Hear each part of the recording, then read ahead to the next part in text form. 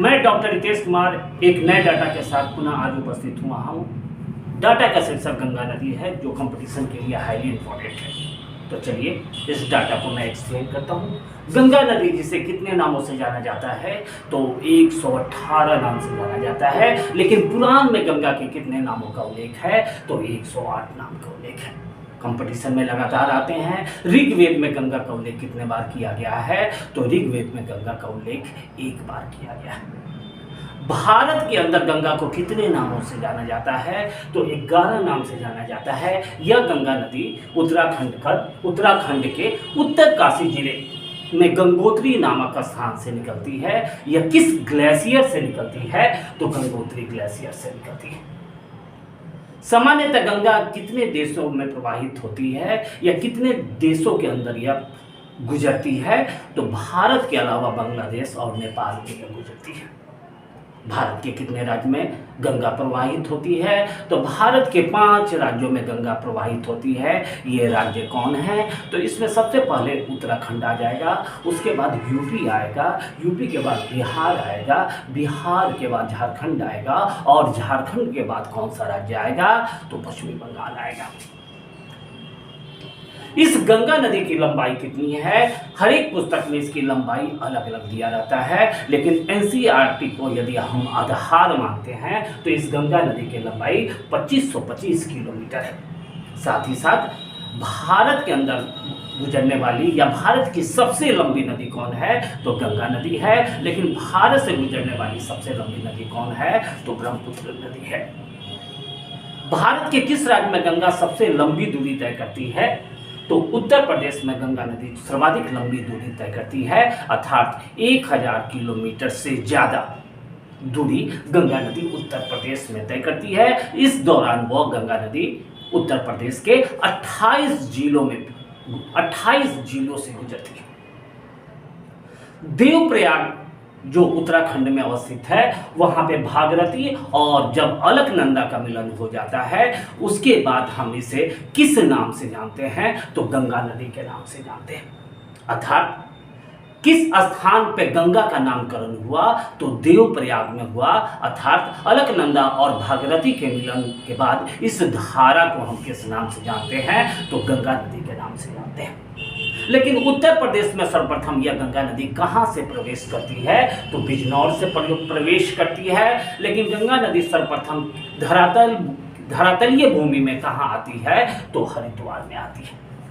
लेकिन गंगा नदी सर्वाधिक प्रदूषित कहां पर है, तो कानपुर में है। साथ ही साथ गंगा के किनारे सर्वाधिक आबादी वाला शहर कौन है, तो कानपुर है।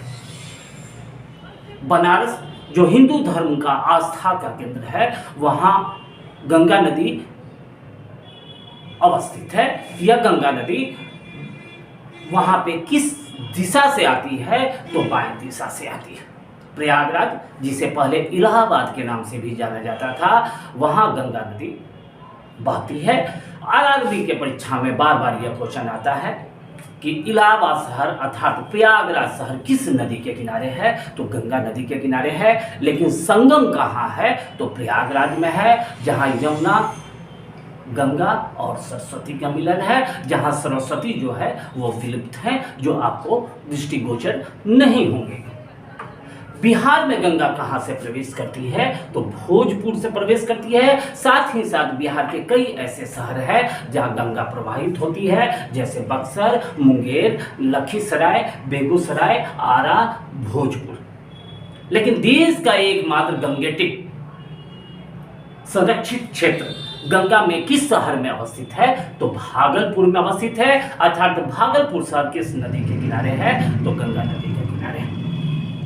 गंगा के किनारे एकमात्र राजधानी कहाँ है, तो पटना है। साथ ही साथ भारत में एकमात्र डॉल्फिन पार्क किस शहर में अवस्थित है, तो गंगा शहर में अवस्थित है।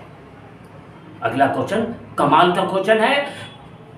जनरली जो छात्र होते हैं वो ऐसे ध्यान नहीं देते हैं। सिंधु घाटी सभ्यता का एकमात्र ऐसा क्षेत्र जो गंगा और यमुना के क्षेत्र में अवस्थित है, उस क्षेत्र का नाम क्या है, तो आलमगीरपुर है। यह क्षेत्र किस राज्य में अवस्थित है, तो उत्तर प्रदेश में अवस्थित है। लेकिन बिहार में गंगा नदी कहां से बिहार को छोड़कर झारखंड की तरफ चली जाती है, साथ ही साथ बिहार से बाहर हो जाती है, तो कटिहार के बाद गंगा नदी जो है वो पश्चिमी बंगाल की तरफ प्रवेश कर जाती है। लेकिन बिहार में गंगा नदी की सबसे बड़ी सहायक नदी कौन है? तो कोसी है, जिसे बिहार का सुख कहा जाता है। साथ ही साथ बिहार में गंगा की एकमात्र सहायक नदी कोसी है, जो डेल्टा का निर्माण करती है। बांग्लादेश में गंगा को किस नाम से जाना जाता है? तो पद्मा के नाम से जाना जाता है। लेकिन भारत में पहला राष्ट्रीय जलमार्ग कहां से कहां तक जाता है? तो प्रयागराज से हल्दिया तक जाता है, जिसे 1986 में प्रथम राष्ट्रीय जलमार्ग के रूप में घोषित किया गया। बंगाल की खाड़ी में गिरने के पूर्व गंगा को किस नाम से जाना जाता है? तो मेघना के नाम से जाना जाता है। और दक्षिण की पठार की तरफ से कौन सी नदी आकर गंगा में मिलती है? तो सोन नदी जो है दक्षिण के पठार से आकर गंगा नदी में मिलती है। लेकिन गंगा नदी का पानी क्यों नहीं सड़ता है? तो बैक्टीरिया फेज के कारण नहीं सड़ता है। इस बैक्टीरिया फेज को हिंदी में किस नाम से जाना जाता है? तो जीवाणु भोजी के नाम से जाना जाता है। गंगा नदी को राष्ट्रीय नदी का दर्जा कब दिया गया? तो 2008 में दिया गया। और गंगेटिक डॉल्फिन को राष्ट्रीय जलीय जीव का दर्जा किस वर्ष दिया गया? तो 2009 में दिया गया।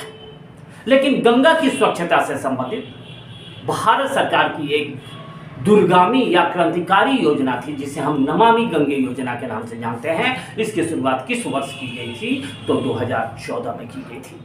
लेकिन इस नमामि गंगा परियोजना जो है, इसका मुख्यालय कहाँ है? तो बनारस में है। और इसके शुभंकर अर्थात इसके मस्कट क्या है? तो चाचा चौधरी। ये चाचा चौधरी कौन है? तो प्रसिद्ध कार्टून के पात्र है, जिसके रचयिता कौन थे? तो प्राण इसके रचयिता हुआ करते थे, जो भारत के एक प्रसिद्ध कार्टूनिस्ट हुआ करते थे। प्रसिद्ध पलासी का युद्ध जो 1757 में हुआ, किस नदी के किनारे हुआ? तो गंगा नदी के किनारे हुआ। और प्रसिद्ध बक्सर का युद्ध किस नदी के किनारे हुआ? तो गंगा के किनारे हुआ। यह बक्सर का युद्ध कब हुआ? 1764 में हुआ। लेकिन दक्षिण भारत के किस शासक के द्वारा गंगा नदी को जीता गया? तो राजेंद्र प्रथम के द्वारा गंगा नदी को जीता गया। यह राजेंद्र प्रथम किस वंश का शासक था? तो चोल वंश का शासक था, जिसने गंगा नदी को जीतने के बाद गंगे कोंड की उपाधि या गंगे चोंड की उपाधि को धारण किया था। यह काफी इंपॉर्टेंट क्वेश्चन है। लेकिन कई प्रश्न ऐसे होते हैं जो गंगा के विश्लेषण के रूप में इंगित होते हैं, जैसे दक्षिण का गंगा किसे कहा जाता है? तो कावेरी को कहा जाता है। बूढ़ी गंगा किसे कहा जाता है? तो गोदावरी को कहा जाता है। लेकिन काली गंगा के नाम से किस नदी को जानी जाती है? तो शारदा नदी को जानी जाती है। लेकिन इटली का गंगा किस नदी को कहा जाता है? तो पो नदी को इटली का गंगा कहा जाता है। श्रीलंका का गंगा किस नदी को कही जाती है? तो महावेली गंगा को श्रीलंका का गंगा कहा जाता है। लेकिन इस गंगा नदी पर कई प्रमुख बांध हैं, जैसे फरक्का बांध किस नदी पर है? गंगा नदी पे है, जो गंगा नदी के पानी को सिंचाई के लिए, साथ ही साथ विद्युत के लिए और नौवहन के रूप में इस्तेमाल करने के लिए इस फरक्का बांध का निर्माण किया गया था। इसके अलावा टिहरी बांध जो भागीरथी नदी पर है, बेसिकली गंगा नदी पर है, इसका भी उपयोग सिंचाई के लिए किया गया था। भीमगोंडा बांध हरिद्वार में अवस्थित है। इस बांध के द्वारा एक नहर निकाली गई, जिसे गंगा नहर के नाम से जाना जाता है, जो सिंचाई के लिए काफी उपयुक्त है।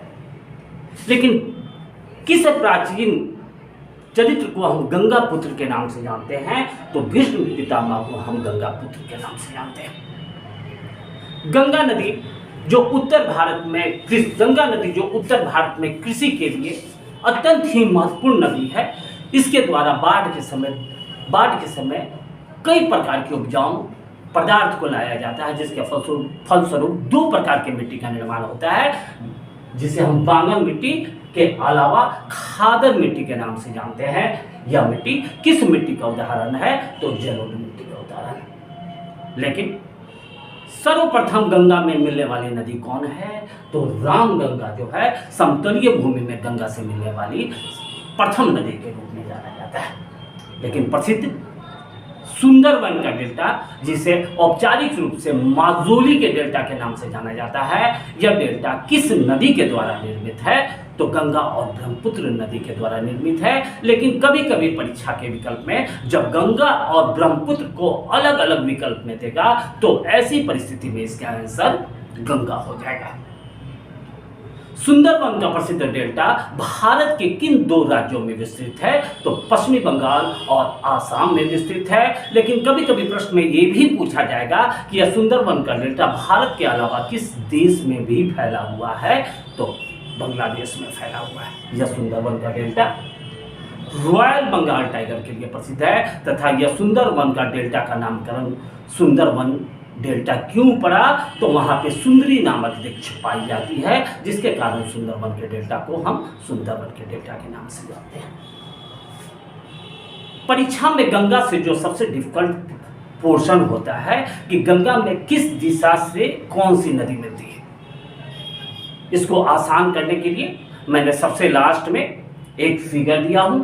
उस फिगर पे आप काम करेंगे और साथ ही साथ गंगा में बाएं ओर से कौन सी नदी मिलती है?